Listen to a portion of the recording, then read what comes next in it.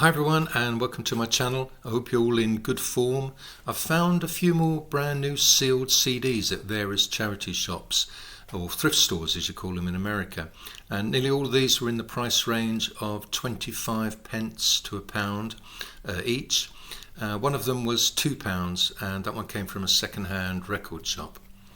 Okay, first up it's Blackstar by David Bowie, and it's on the ISO label, and it was Bowie's final studio album, and it was released just 2 days before his death, and it's 50 pence purchase, co-produced by Tony Visconti, who also co-produced the previous album The Next Day, and he's had a working relationship with Bowie dating right back to Bowie's second album in 1969. I've only ever heard the singles off this album, Blackstar and Lazarus, so I'm looking forward to listening to this. Next up it's Nick Heyward and Haircut 100 with favourite songs, the best of Nick Heyward and Haircut 100. And this was put out on the Camden label and it was a 50 pence purchase. Disc 1 is actually Haircut 100's album Pelican West, plus it's got associated tracks from various singles. And disc 2 is taken up by Nick Heyward's solo tracks, cherry-picked from his first 5 albums, which were released prior to him signing a deal with Creation. Most of the solo hits, such as Whistle Down the Wind, Blue Hat for a Blue Day, On a Sunday, all came from his first solo album, North of a Miracle. Okay, and this was the £2 purchase that I mentioned from a second-hand record shop, and it's an EP by Ringo Starr, Change the World, on the label, and it came out in 2021, and it was recorded during the coronavirus restrictions.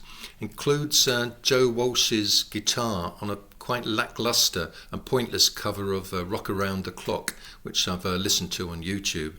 The title track is written by 2 members of Toto, which makes me approach that one with some trepidation.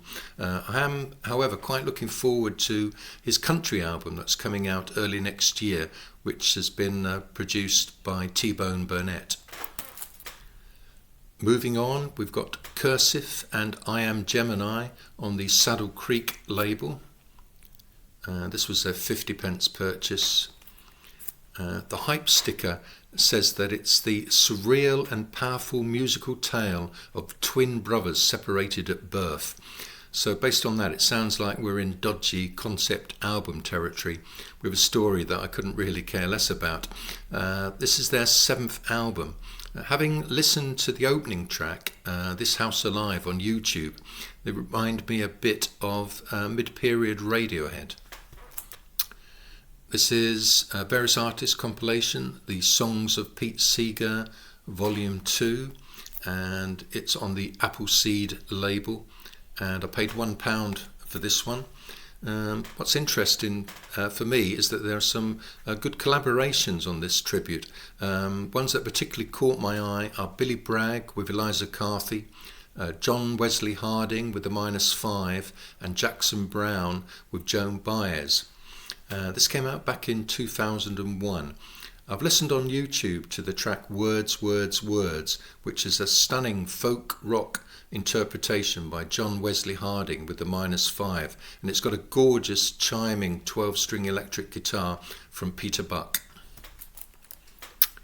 This one's Jimmie Rodgers and Famous Country Music Makers on Castle Music. I paid £1 for this budget release. The reason I paid that much was that I don't actually have anything by this legendary figure in the history of country music, so I was quite happy to pick it up. I do recognise a number of the tracks on here, such as In the Jailhouse Now and Waiting for a Train. Next it's Godspeed You Black Emperor and the album Hallelujah, Don't Bend, Descend on Constellation. And I think I paid £1 for this one. It might have been 50p. It's recorded in 2012 after they'd reformed after a few years in 2010. They're a post-rock band that I do quite admire, but I can only really listen to them in small doses. This is an interesting compilation, and it's I'm Ready, The Modern Story and it's been put out on the label One Day Music. Paid 50p for this, and One Day Music's a budget label, part of the Not Now Music label, and they specialise in 50s and 60s music. And it's a superb selection here of 50 tracks. Artists that really caught my eye on here include John Lee Hooker, Etta James, The Cadets, Jimmy Beasley, Jimmy Witherspoon, Elmore James. Assuming the transfer to CD has been handled well, this should be an excellent listen and an education too. And next up, it's the fucking Champs Greatest Hits, and this is on the Matador label, and I paid 50p for this one. I bought this one as a blind buy, as it was, I noted on this sleeve, recorded by Drag City and licensed to Matador. The awful band name really puts me off, as does the blurred amateurish sleeve. They're described on Discogs as a heavy metal instrumental trio from California. If it's no good, I'll simply utilise the clean jewel case and pass on the CD to a charity shop. Moving from heavy metal to classical music, we've got the Zehetmer Quartet and Hartman Bartok on the ECM label. And this was another blind buy, and I bought it mainly because it's on ECM, and this was the debut release by the Zehetmer Quartet, and the CD has some quite amazing reviews online for the performances of Hartman's first string quartet and Bartok's fourth string quartet. And this is very much a tentative dipping of my toes into non-English classical music. Okay, here we've got Stevie Nicks and Crystal Visions, the very best of Stevie Nicks on Reprise, and I paid £1 for this one. I'm not really a big fan of a solo material, but I'll give it a try, and it does include some decent tracks, Silver Springs by Fleetwood Mac, and a real favourite of mine, Stop Dragging My Heart Around, which I recorded with Tom Petty, and actually bought it on a 7-inch single when it came out at the time. It comes with a DVD as well, with videos of most of the tracks. Next we've got Harold Lopez NUSSA and Un Dia Cualquiera on Mack Avenue, and this was a 50p purchase.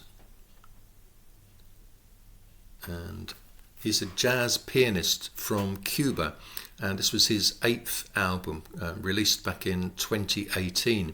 According to Jazz Times, he brings together jazz, classical and traditional Cuban styles, and he performs here as a trio with a bassist and a drummer, and his latest album is on Blue Note. So it all sounds promising, and I'm hoping that the emphasis is put on the traditional Cuban styles when I give this one a listen. Next we've got another 50p purchase, and this was Martin CARR, The Breaks, and it's on the Tapete label, a German label which I really rate. Tapete has made a name for itself, recording UK indie pop heroes such as BMX Bandits, Comic Gain, David Christian, Lloyd Cole, Nick Nicely, The Jazz Butcher, The Monochrome Set, Reckless Eric, Pete Astor. The list just goes on and on. CARR, you may recall, was in the band The Boo Radleys from the Britpop era, and this is his second solo album under his own name. It also recorded a few albums as a solo artist under the name of Brave Captain. Next we've got The National and Sleep Well Beast, and this is on the 4AD label, and I paid 50p for this one. It's their 7th studio album by the American indie rock band. I do have a few of their albums on CD, and they regularly turn up in charity shops. I've never really warmed to Matt Berninger's vocals. It's a very monotone baritone mix of, say, Brian Ferry and Nick Cave, but with nowhere near the class of those two artists. I appreciate the craftsmanship involved in creating the musical backings, and the cumulative effect on the other albums I've heard is that you really do need to hear the whole album to get a greater appreciation of the music. And next we've got a 25p purchase, Annuals and Be He Me on the Ace Foo label. And this was a total blind buy, and I based it just on the hype sticker, which has a little mini review from Pitchfork, which references, amongst other artists, Animal Collective and Broken Social Scene. And turns out it's the musical project of a songwriter called Adam Baker. And this was his first album, which was released in 2006. I've listened to the opening track, Brother, on YouTube, and the influence from early Arcade Fire is a bit too obvious for comfort, and the vocal arrangement is more impressive. It reminds me a little bit of Brian Wilson, so I'm hoping that there's also a Wilson influence on some of the other tracks on the album as well. Okay, let me know what you think of these purchases in the comments below. Do you think I've really lost the plot with some of these? I'm hoping most of them turn out to be keepers. And thanks for watching. I will see you again soon. Take care.